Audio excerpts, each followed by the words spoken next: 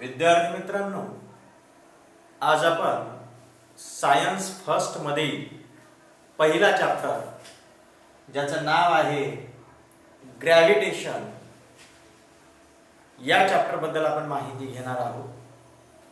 या चॅप्टर मध्ये जी महत्त्वाची पॉइंट्स आपल्याला पाहावयाची आहे ती याप्रमाणे आहेत. यात पहिला पॉइंट आहे ग्रॅव्हिटेशन म्हणजे गुरुत्वाकर्षण. दुसरा जो पॉइंट आपल्याला पाहायचा आहे तो आहे circular motion and centripetal force म्हणजे वर्तुळाकार गती आणि अभिकेंद्री बल काय असतं त्याबद्दलची माहिती आपल्याला या पाठात पाहायचीच आहे. त्यानंतर आपल्याला पुढचा महत्त्वाचा पॉइंट पाहायचा आहे केप्लर्स लॉज, केप्लरचे नियम. त्यानंतर आपल्याला त्या पुढील जो पॉइंट पाहावयाचा आहे तो आहे Newton's universal law of gravitation, न्यूटनचा वैश्विक गुरुत्वाकर्षणाचा नियम आपल्याला पाहावयाचा आहे.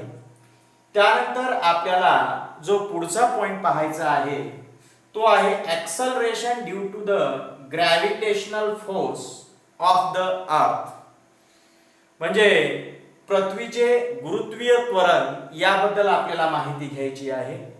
त्यानंतर आपल्याला पुढचा पॉइंट पाहायचा आहे तो आहे फ्री फॉल ज्याला आपण मुक्त पतन असं म्हणतो.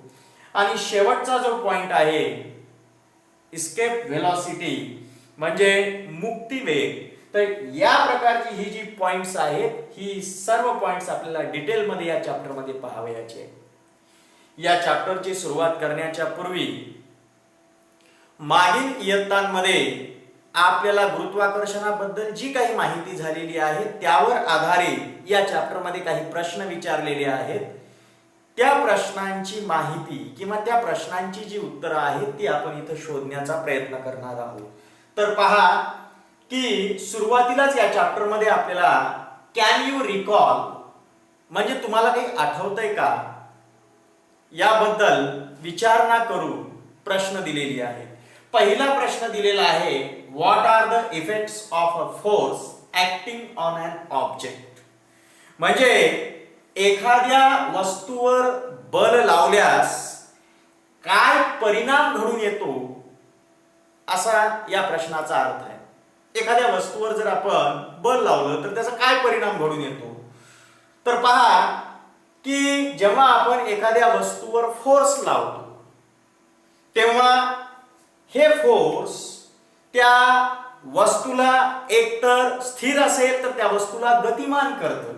म्हणजेच force it sets a object into motion म्हणजे फोर्स काय करतं की एखाद्या वस्तूला गतिमान करण्याचं काम करतं. उदाहरणामध्ये सांगायचं जर म्हटलं तर समजा एखादा फुटबॉल आपण ग्राउंडवर ठेवलेला आहे आणि त्याला जर आपण किक मारली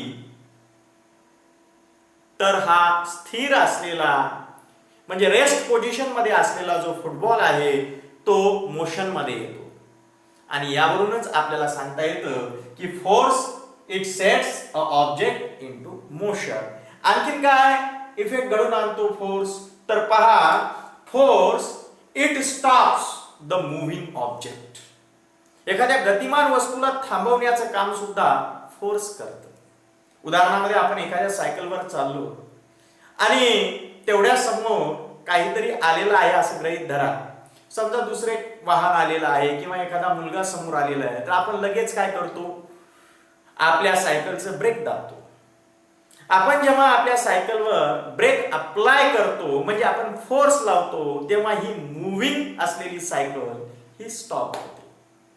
म्हणजेच force it stops the moving object हे आपल्याला लक्षात येतं. फोर्स आणखीन काय परिणाम घडून आणतो तर पहा force it changes the speed of object. Force काय करतं वस्तूची जी स्पीड असते त्याच्यात बदल घडून आणतो. तुम्हाला माहित आहे की जेव्हा एखादी वस्तू गतिमान असेल आणि ती जर स्टॉप झाली तर हळूहळू तिची स्पीड कमी होते. किंवा एखादी रेस्ट पोझिशन मध्ये असलेली वस्तू जर ती मूव्ह झाली तर हळूहळू तिची स्पीड वाढते. म्हणजे स्पीड चेंज करण्याचं काम सुद्धा फोर्स करतं. कधी कधी आपणच पहा ना, एखाद्या वेळेस जर गाडी वेगानं चालवत असताल तर ब्रेक लावून आपण त्या गाडीची स्पीड कमी करतो, किंवा कधी कधी कमी स्पीड असेल तर स्पीड वाढवतो. मग हे स्पीड कमी करणे किंवा स्पीड जास्त करणे म्हणजेच काय की स्पीड मध्ये चेंज घडवून आणणे, याच्यासाठी आपण काय वापरतो? फोर्स वापरतो. हेच आपल्याला लक्षात येतं. आणखीन फोर्स काय परिणाम घडवून आणतो तर पहा, force changes the direction of moving object. एखाद्या गतिमान वस्तूचं डायरेक्शन चेंज करण्याचं काम सुद्धा फोर्स करतो. म्हणजे समजा आपण सायकलवर रस्त्याने चाललो आणि रस्ता डावीकडे वळत आहे, तर अशा वेळेस आपण काय करतो की आपण आपल्या सायकलचं जे हँडल असतं त्याला आपण डावीकडे वळवतो. डावीकडे वळवण्यासाठी आपण हाताने फोर्स लावतो, आणि फोर्स लावल्यामुळे आता सायकल ही सरळ न जाता डावीकडे वळते. याचाच अर्थ काय की मुव्हिंग ऑब्जेक्टचं डायरेक्शन चेंज करण्यासाठी सुद्धा आपण काय लावतो? फोर्स लावतो. हे लक्षात येतं. आणखीन फोर्स कशासाठी उपयोगात येतो तर पहा, force it changes the shape and size of the object. एखाद्या वस्तूचा आकार किंवा आकारमान बदलण्यासाठी सुद्धा फोर्स महत्वाचा असतो. समजा आपण एखादा रबर बँड घेतलेला आहे आणि त्याला स्ट्रेच केलं तर काय होतं की अशा वेळी त्याचा आकार बदलतो. किंवा स्प्रिंग आहे आपल्याकडे आणि आपण स्प्रिंगला ओढलं तर स्प्रिंगचा आकार बदलतो. स्प्रिंगची जी लेंथ असते ती लेंथ जी काही आहे ती वाढते. हे आपल्याला लक्षात येतं. एवढंच काय तर तुम्हाला माहित आहे की एखाद्या वेळेस आपल्याला जर पोळी तयार करायची असेल तर आपण कणकेचं पीठ घेतो, डव घेतो आणि त्याच्यावर प्रेस करतो. त्यामुळे हा गोल असलेला जो काही डव आहे तो पोळीमध्ये म्हणजे चपट्या आकारामध्ये कन्वर्ट होतो, म्हणजेच आकार बदलतो. हे लक्षात येतं. म्हणजे आपल्याला काय सांगता येतं की पहा की फोर्समुळे हे सर्व परिणाम घडून येतात. हे आपल्याला इथे लक्षात येतं. यानंतर पुढचा प्रश्न काय दिलेला आहे तो आपण पाहूया. पहा, what types of forces are you familiar with. म्हणजे तुम्हाला बलाचे कोणकोणते प्रकार माहित आहेत. तर पहा, फोर्स वेगवेगळ्या प्रकारचे आहेत. मस्क्युलर फोर्स ज्याला स्नायू बल म्हणतो. उदाहरणामध्ये सांगायचं जर म्हटलं तर मी इथं जर एखादी वस्तू उचलली तर मी फोर्स लावलेला आहे माझ्या मसल्स कडून, हे झालं मस्क्युलर फोर्स. त्यानंतर दुसरं सांगायचं म्हटलं मॅग्नेटिक फोर्स.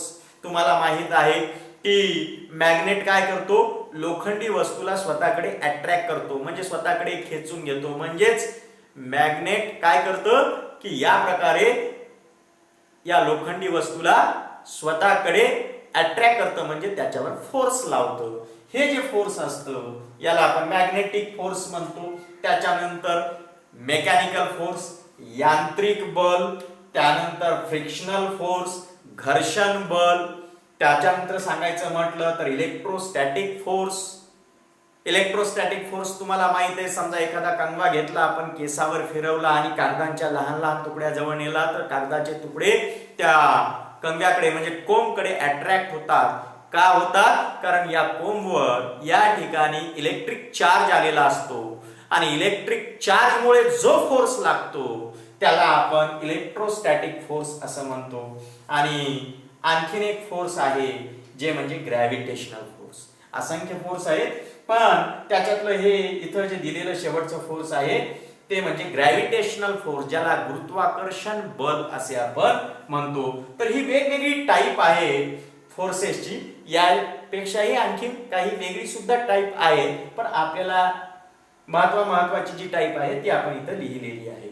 यानंतर या पुढचा जो प्रश्न आहे तो प्रश्न आहे, what do you know about the gravitational force. म्हणजे गुरुत्वाकर्षण बलाविषयी तुम्हाला काय माहिती आहे.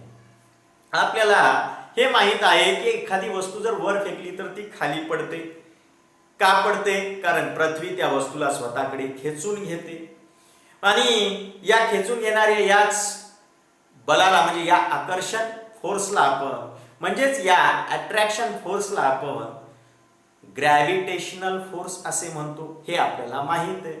म्हणजे आपण काय सांगू शकतो, पहा इथे की ही अर्थ आहे आणि ही अर्थ काय करते, तिच्या बाजूला असलेले जे काही वस्तू आहेत त्यांना स्वतःकडे अट्रॅक्ट करते. म्हणून आपण ग्रॅव्हिटेशनल फोर्स बद्दल या पद्धतीने माहिती इथे सांगू शकतो. The force which is applied by the earth. जे फोर्स कोणाकडून लावल्या जात आहे, अर्थ कडून लावल्या जात आहे. कशासाठी, to pull the object towards itself. कशासाठी हे फोर्स लावल्या जात आहे, तर जे तिच्या भोवती ऑब्जेक्ट्स आहेत त्यांना स्वतःकडे खेचून घेण्यासाठी ही अर्थ काय करते, फोर्स लावते. This force is known as gravitational force. या फोर्सलाच आपण ग्रॅव्हिटेशनल फोर्स असे म्हणतो. तर या पद्धतीने या चॅप्टर मध्ये ही प्रश्न सुरुवातीलाच विचारलेली आहेत जी तुमच्या पूर्व ज्ञानावर आधारित आहे आणि त्यावरूनच ही उत्तरं आपण इथं पाहिलेली आहे. यानंतर आपल्याला या चॅप्टर मध्ये पुढील माहिती पाहावयाची आहे. लक्षात घ्या की ग्रॅव्हिटेशनल फोर्स हे पृथ्वी तिच्या भोवती असलेल्या वस्तूंवर लावते, हे आत्ताच आपण पाहिलं. मग आता मला सांगा की ग्रॅव्हिटेशनल फोर्स हे पृथ्वी आणि तिच्या भोवती असलेल्या वस्तू यांच्या पुरतेच मर्यादित आहे का, तर याचं उत्तर आहे नाही. Gravitational force it is the universal force. Gravitational force हे वैश्विक बल आहे, म्हणजे युनिव्हर्सल फोर्स आहे. म्हणजे युनिव्हर्स मध्ये सर्व ठिकाणी हे फोर्स लागतं, हे यावरून लक्षात येतं. पहा की पृथ्वी आणि तिच्या भोवती असलेल्या वस्तू या एवढ्यापुरतच हे फोर्स मर्यादित नाहीये, तर या विश्वामध्ये हे फोर्स सर्व ठिकाणी आपल्याला दिसून येतं. पहा, gravitational force it acts between any two objects in the universe. विश्वातल्या कुठल्याही दोन वस्तूंमध्ये ग्रॅव्हिटेशनल फोर्स हे कार्यरत असतं. म्हणजे पहा, पृथ्वी आणि तिच्या भोवती असलेल्या वस्तू यांच्यामध्ये ग्रॅव्हिटेशनल फोर्स असतं. पृथ्वी आणि पृथ्वीचा जो सॅटेलाइट आहे मून यांच्यामध्ये सुद्धा ग्रॅव्हिटेशनल फोर्स आहे. आपली अर्थ म्हणजेच पृथ्वी आणि सन यांच्यामध्ये सुद्धा ग्रॅव्हिटेशनल फोर्स आहे. एवढंच काय, आपला सन आणि इतर जे काही स्टार्स आहेत त्यांच्यामध्ये सुद्धा ग्रॅव्हिटेशनल फोर्स आहे आणि इतर स्टार मध्ये सुद्धा ग्रॅव्हिटेशनल फोर्स आहे. म्हणजे सांगायचा अर्थ असा की कुठल्याही दोन खगोलीय वस्तूमध्ये आपल्याला ग्रॅव्हिटेशनल फोर्स पाहायला मिळतं, किंवा विश्वातल्या कुठल्याही दोन वस्तूंमध्ये ग्रॅव्हिटेशनल फोर्स हे कार्यरत असतं. म्हणजेच gravitational force it acts between any two objects in the universe, हे आपल्याला इथं सांगता येतं. त्यानंतर पुढे ऐका काय सांगतो ते की ग्रॅव्हिटेशनल फोर्स याचा शोध कोणी लावला. Gravitational force it is discovered by sir Isaac Newton. Sir Isaac Newton, Newton या सायंटिस्टने ग्रॅव्हिटेशनल फोर्सचा शोध लावला. या ग्रॅव्हिटेशनल फोर्सचा शोध कसा लागला याची एक स्टोरी आहे न्यूटनच्या बाबतीत. बऱ्याच जणांना ती स्टोरी माहित आहे, तरी पण इथे या ग्रॅव्हिटेशनल फोर्सचा शोध कसा लागला हे सांगण्यासाठी मी स्टोरी तुम्हाला सांगतो. असं सांगितलं जातं की न्यूटन एकदा सफरचंदाच्या झाडाखाली बसला होता आणि तेवढ्यात काय झालं की त्या सफरचंदाचं झाड जे काही आहे त्याचं एक सफरचंद हे तुटून खाली पडलं. खाली पडल्यानंतर न्यूटनचे विचारचक्र सुरू झाले. त्यांना असा त्या सफरचंदाला पाहून विचार केला की हे सफरचंद व्हर्टिकली डाऊनवर्डच का पडलं. Vertically downward and which is perpendicular to the surface of the earth. पृथ्वीच्या पृष्ठभागाला लंब दिशेनं हा जो काही सफरचंद आहे हा असाच का पडला. हा ऑब्लिकली का गेला नाही, तिरपा का जाऊन पडला नाही, किंवा मग पृथ्वीच्या पृष्ठभागाला समांतर क्षितिज समांतर तो आडव्या रेषेमध्ये का गेला नाही? अनेक विचारांती त्याने असा निष्कर्ष काढला की पृथ्वी अर्थ तिच्या भोवती असलेल्या कुठल्याही वस्तूला स्वतःच्या सेंटरकडे खेचते. म्हणजे पहा की हा ऍपल या अर्थच्या सेंटरकडे खेचल्या जातो. त्यामुळे पृष्ठभागाला हा कसा येतो? अर्थातच परपेंडिक्युलर येतो, लंब येतो. कुठेही असू द्या वस्तू इथे असेल ती सुद्धा सेंटरकडे खेचल्या जाणार, म्हणजे पृष्ठभागाला ती लंब दिशेनेच येणार. तर अशा पद्धतीने पृथ्वी कुठल्याही वस्तूला स्वतःच्या सेंटरकडे खेचते आणि खेचण्यासाठी जे काही हे फोर्स लावते त्या फोर्सला ग्रॅव्हिटेशनल फोर्स म्हटलं जातं. हे न्यूटन या सायंटिस्टने शोधून काढलं. लक्षात घ्या, आपल्या पृथ्वीच्या भोवती चंद्र म्हणजे मून जो काही आहे तो रिव्हॉल्व होतो. म्हणजे आपल्या अर्थच्या भोवती मून रिव्हॉल्व होतो. या रिव्हॉल्व होण्याच्या पाठीमागचं कारण सुद्धा ग्रॅव्हिटेशनल फोर्सच आहे. कारण असं ग्रॅव्हिटेशनल फोर्स हे अर्थ आणि मून यांच्या दरम्यान सुद्धा आहे. त्यानंतर आपल्याला पुढील पॉइंट पाहायचा आहे, तो आहे फोर्स अँड मोशन. म्हणजे बल आणि गती याबद्दल आपल्याला माहिती पाहायची आहे. पहिल्यांदा आपण फोर्स बद्दल माहिती पाहूया. याच्या पूर्वी आपण ती माहिती पाहिलेलीच आहे की फोर्सचा काय परिणाम वस्तूवर घडून येतो याबद्दल.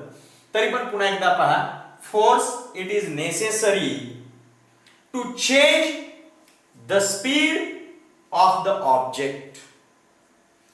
फोर्स हे एखाद्या वस्तूचे स्पीड चेंज करण्यासाठी आवश्यक आहे. आणखी कशासाठी आवश्यक आहे? Force it is necessary to change the direction of motion of an object. म्हणजे गतिमान वस्तूचं डायरेक्शन चेंज करण्यासाठी सुद्धा फोर्स आवश्यक आहे. वस्तूची स्पीड बदलण्यासाठी आणि गतिमान वस्तूचं डायरेक्शन चेंज करण्यासाठी फोर्स इज नेसेसरी, हे आपल्याला इथं लक्षात येतं. त्यानंतर आपल्याला पुढचा पॉइंट पाहायचा आहे, तो म्हणजे circular motion and centripetal force. Circular motion ज्याला आपण वर्तुळाकार गती असं म्हणतो, आणि सेंट्रिपिटल फोर्स ज्याला अधिकेंद्री बल असं म्हटलं जातं. या दोन्ही बद्दल आपण माहिती पाहूया. पहिल्यांदा आपण पाहूया माहिती सर्क्युलर मोशन बद्दल. सर्क्युलर मोशन कोणाला म्हणतो आपण? अर्थातच जी वस्तू वर्तुळाकार फिरते. The object which moving along a circle, then such type of the motion is called as circular motion. एखादी वस्तू जर वर्तुळाच्या परिघावरून फिरत असेल तर आपण त्या वस्तूमध्ये असलेल्या मोशनला सर्क्युलर मोशन असं म्हणतो. या ठिकाणी पहा की एक दगड या थ्रेडला बांधलेला आहे, का दोऱ्याला एक दगड बांधलेला आहे आणि तो आपण गोल फिरवत आहोत. म्हणजेच हा जो काही स्टोन आहे हा स्टोन गोलाकार फिरत आहे, म्हणजेच तो सर्क्युलर मोशन मध्ये आहे, हे आपल्याला लक्षात येतं. आता इथे लक्षात घ्या की हा जो स्टोन आहे हा स्टोन सर्क्युलर मोशन मध्ये फिरण्यासाठी आपण काय करत आहोत की या सेंटरच्या मध्यभागातून या स्टोनवर या थ्रेडच्या साहाय्याने फोर्स लावत आहोत. म्हणजे या ठिकाणी या स्टोनवर जो फोर्स लागत आहे तो या सेंटर कडून लागत आहे, म्हणजे सेंटरच्या दिशेने लागत आहे. सेंटर मधून हे फोर्स या स्टोनला स्वतःकडे खेचत आहे. त्याच्यामुळे हा स्टोन वर्तुळाकार फिरत आहे, हा दूर जात आहे का निघून? नाही. का जात नाहीये? कारण या सेंटर कडून या स्टोनवर फोर्स लागत आणि या फोर्सचं डायरेक्शन कुणीकडे आहे? Toward the centre of this circle. या सर्कलच्या सेंटरकडे या फोर्सचं डायरेक्शन आहे. आता विचार करा की समजा जर आतमधून आपण दोऱ्याच्या साहाय्याने जे काही फोर्स लावत आहोत ते जर फोर्स लावणं बंद केलं, म्हणजे आपण जर हातातून दोरा सोडून दिला, दोरा सोडल्याबरोबर फोर्स लागणं बंद होतं. पण अशा वेळी हा दगड गोल फिरत राहील का? तर त्याचं उत्तर नाही. दगड ज्या ठिकाणी आहे आणि आपण फोर्स जो काही लावत आहेत तो फोर्स लावणं सोडून दिला, तर फोर्स लावणं सोडून दिलं, ज्या ठिकाणी दगड आहे त्या ठिकाणाहून तो दगड आता स्ट्रेट निघून जाईल. आणि हे डायरेक्शन म्हणजे ज्या डायरेक्शनने हा दगड निघून जाईल ते डायरेक्शन एखाद्या टँजेंट प्रमाणे या सर्कलला असेल. टँजेंट म्हणजे स्पर्शिका. कशाला म्हणतात स्पर्शिका? वर्तुळाच्या परिघाच्या कुठल्याही एका बिंदूला छेदून जाणारी जी रेषा असते तिला आपण स्पर्शिका म्हणजे टँजेंट म्हणतो. मग इथं पहा की हा सर्कल आहे, याचा हा पॉइंट आहे आणि या पॉइंटला टच करून ही रेषा जात आहे, म्हणजे ही एखादी टँजेंट प्रमाणे आहे. म्हणजे हा स्टोन त्या सर्कलला टँजेंट प्रमाणे निघून जाईल. जर आपण हा फोर्स स्टॉप केला तर, त्या स्टोनवर जो फोर्स लागत आहे तो जर आपण स्टॉप केला तर, हा फोर्स कुठून लागत आहे? त्या सर्कलच्या सेंटर मधून लागत आहे. त्याचं डायरेक्शन कुणीकडे आहे? सेंटर कडे आहे. म्हणून या प्रकारच्या या फोर्सला आपण म्हणतो सेंट्रीपिटल फोर्स. पहा या ठिकाणी a force acts on any object moving along a circle. जो फोर्स सर्कल मध्ये फिरत असलेल्या वस्तूवर लागत आहे आणि and it is directed toward the center of the circle. आणि हे फोर्स कुणीकडे लागत आहे? कोण्या दिशेने लागत आहे? Directed toward the centre of the circle. या सर्कलच्या सेंटर कडे हे डायरेक्टेड आहे. असं जे हे फोर्स आहे, अशा या सर्क्युलर मोशन मध्ये असलेल्या वस्तूवर जे हे फोर्स लागत आहे त्या फोर्सला आपण म्हणतो सेंट्रीपिटल फोर्स. त्यानंतर आपल्याला पुढील माहिती पाहिजे, ती माहिती आपण या ठिकाणी जी पाहणार आहोत ती आहे केपलर्स लॉज. केपलर्स लॉज, केपलरचे नियम. केपलरचे नियम फार महत्त्वाचे आहेत, कारण या नियमांचा उपयोग न्यूटनला ग्रॅव्हिटेशनल फोर्स शोधण्यामध्ये या नियमांचा उपयोग झालेला आहे. तर पहा, by the 16th century a lot of data were available about the planetary positions and motion. 16व्या शतकापर्यंत ग्रहांच्या स्थिती आणि ग्रहांच्या गतीबद्दल बराचसा डाटा उपलब्ध झाला होता. बरीचशी माहिती उपलब्ध झालेली होती आणि या माहितीचा अभ्यास या केपलर या सायंटिस्टने केला. Johannes Kepler he studied this data. या माहितीचा अभ्यास या केपलर या सायंटिस्टने केला अँड ही नोटिस्ड दॅट, आणि या अभ्यासावरून त्याला असं लक्षात आलं the motion of planets follows a certain laws or rules. त्याला काय लक्षात आलं की motion of the planets they follow the certain laws. जे काही प्लॅनेट्स आहेत हे प्लॅनेट्स ज्या मोशनने फिरतात, ज्या गतीने फिरतात, त्याला काही नियम आहे. म्हणजे प्लॅनेट हे कुठल्या ना कुठल्या तरी नियमाने फिरत असतात, हे त्याला सांगायचं होतं.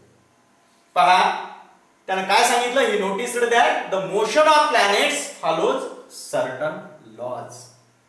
काही निश्चित नियमांच्या साहाय्याने हे प्लॅनेट्स हे आपलं मार्गक्रमण करत असतात हे त्यानं सांगितलं. And he stated 3 laws which describing the planetary motions. आणि या सर्व अभ्यासावरून त्याने प्लॅनेटरी मोशन बद्दल 3 नियम सांगितले. म्हणजे जे काही प्लॅनेट्स या विश्वामध्ये जे काही प्लॅनेट्स आहेत, आपल्या सोलार सिस्टीम मध्ये जे काही प्लॅनेट्स आहेत, आणि हे प्लॅनेट जे काही सूर्याभोवती फिरत असतात, म्हणजेच या प्लॅनेटचं जे हे मोशन आहे, प्लॅनेटरी जे मोशन आहे, याच्यासाठी या केपलर या सायंटिस्टने 3 नियम सांगितलेले आहेत. हे 3 नियम म्हणजे हे 3 लॉज आपल्याला 1 बाय 1 इथं पाहायचे. ते आपण पुढच्या भागामध्ये पाहू.